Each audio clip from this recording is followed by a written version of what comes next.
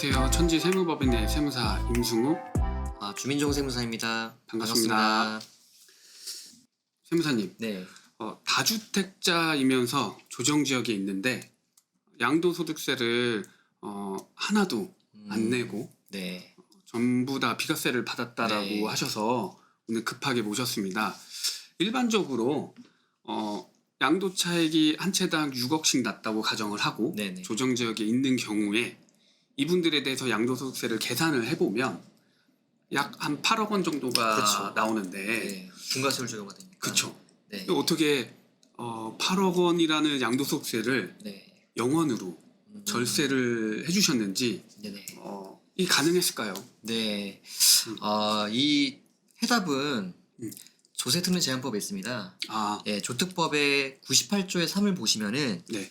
그런 내용이 있어요. 2009년 2월 10일부터 2010년 2월 11일까지 서울이 아닌 지역에서 미분양 주택, 그러니까 우리가 이제 분양이 다 안 돼가지고 남아있는 주택을 이제 분양계약 줍줍하잖아요. 네. 그렇게 줍줍하신 경우는 이 주택은 주택수에 안 들어갈 수가 있어요. 미분양 주택은.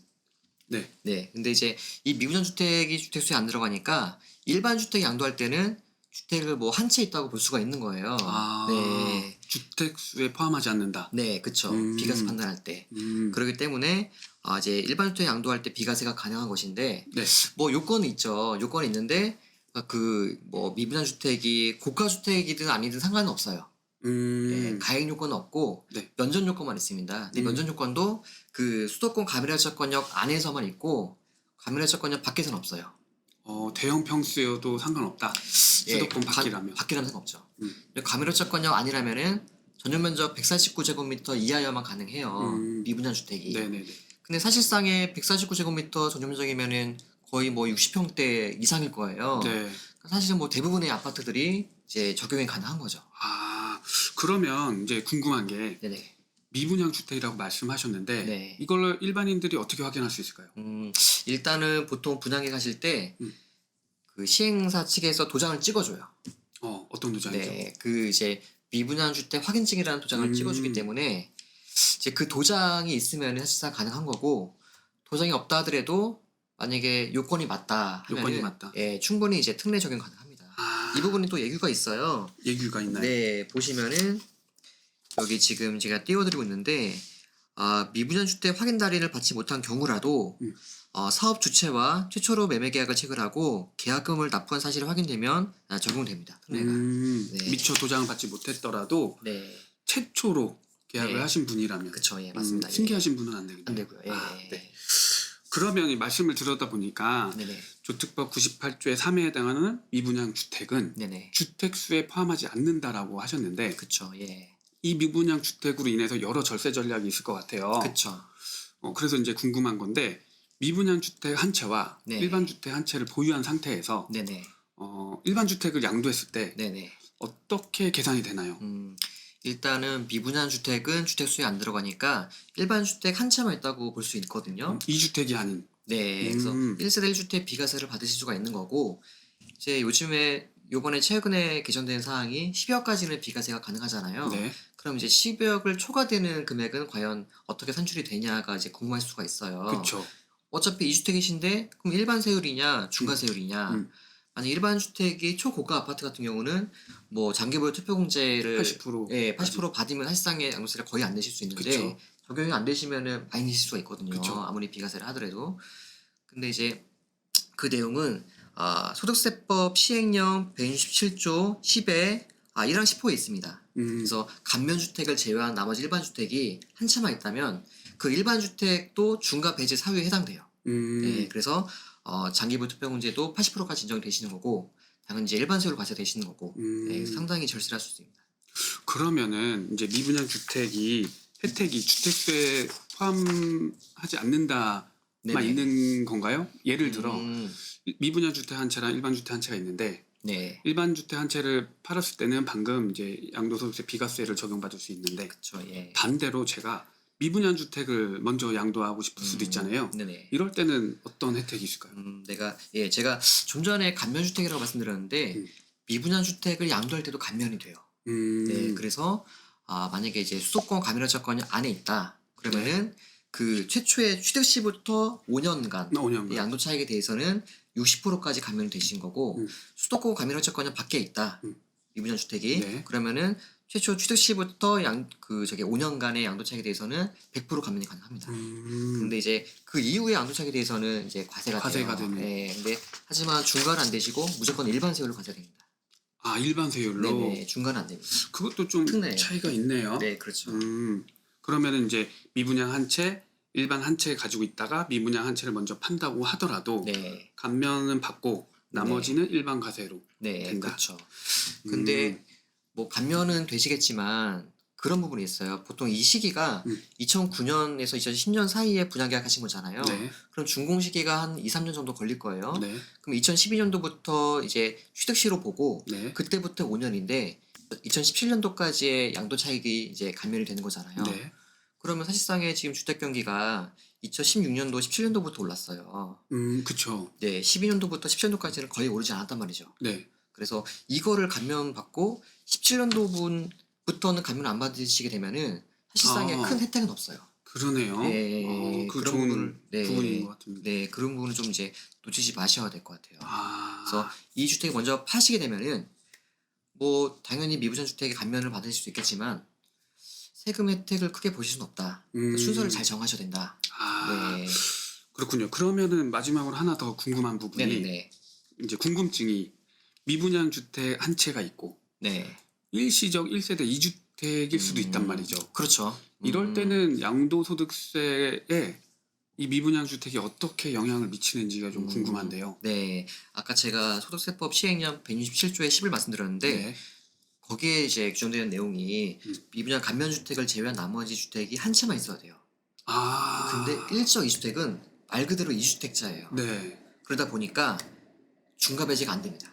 아. 그래서 일적 2주택자는 3주택자시니까 그러면 이제 중과세율이 추가적으로 30%가 더 붙어요.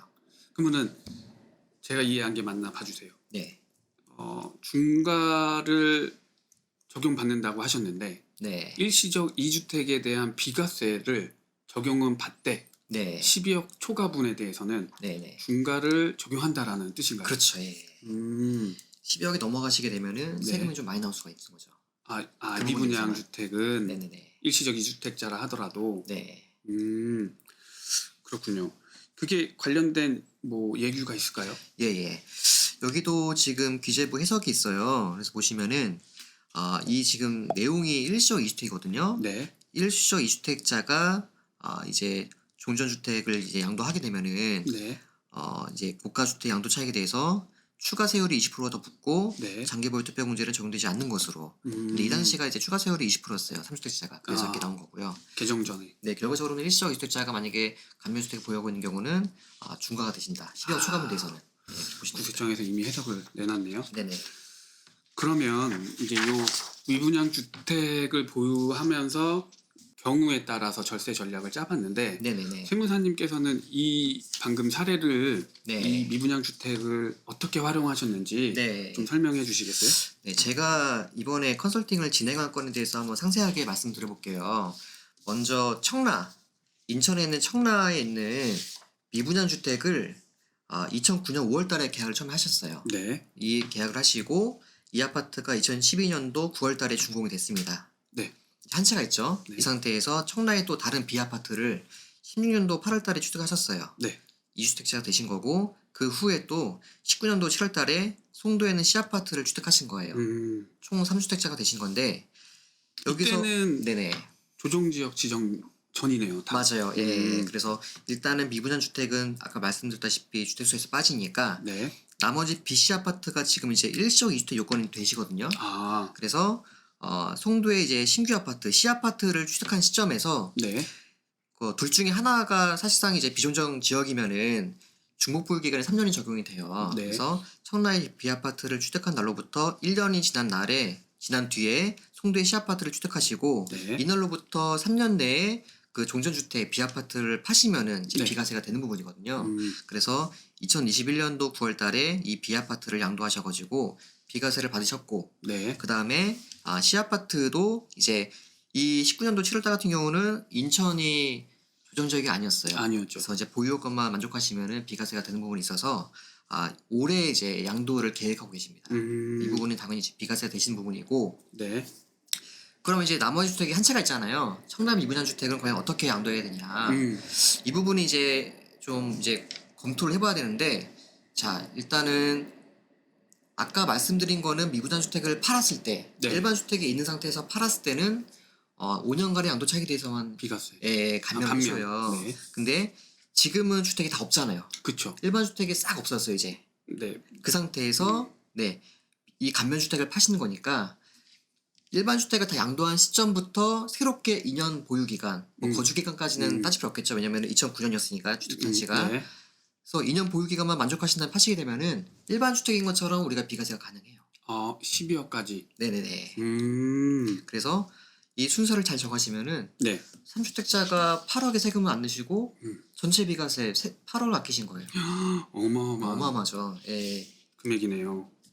그러면 이제 이 조특법 98조의 3을 모르고 네네. 해당이 됨에도 불구하고 네네. 양도소득세를 많이 내신 분들이 있을 텐데 네. 이런 분들은 어떻게 구제할 수 있는 방법이 없을까요? 네. 양도세를 잘 모르시고 이제 과다해서 납부하시게 되면은 뭐 국세청이 먼저 알아서 환급해 주지 않아요. 그렇죠. 네. 저희가 적극적으로 경전 청구를 진행해서 이거는 우리가 불합리하게 많이 낸 세금이다. 이거 환급해달라고 청구를 해야 돼요. 그 업무를 이제 신고 기한으로부터 5년까지 할 수 있거든요. 5년간. 네, 그래서 만약 혹시라도 이 방송을 보시고 내가 세금을 많이 낸 것 같은데 나 왜 중과로 냈지? 라고 느껴지신 분들은 연락 주시면 저희가 경전 청구를 진행해서 세금을 환급 받으실 수 있게 해드릴 수 있을 것 같습니다. 굉장한 절세 방법을 오늘 네네. 말씀을 해주셨습니다. 네네.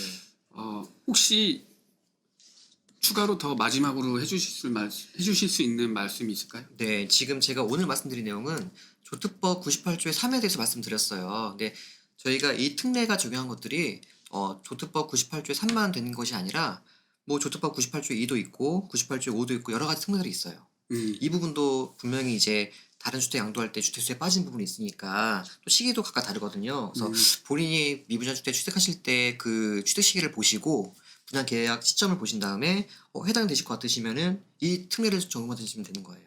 네. 네, 오늘 진짜 굉장한 정보를 알려주셔서 너무 감사하고요. 다음 이 시간에도 또 이와 유사한 또 유익한 정보들이 있다면 네. 공유하는 시간을 갖도록 하겠습니다. 네, 감사합니다. 감사합니다.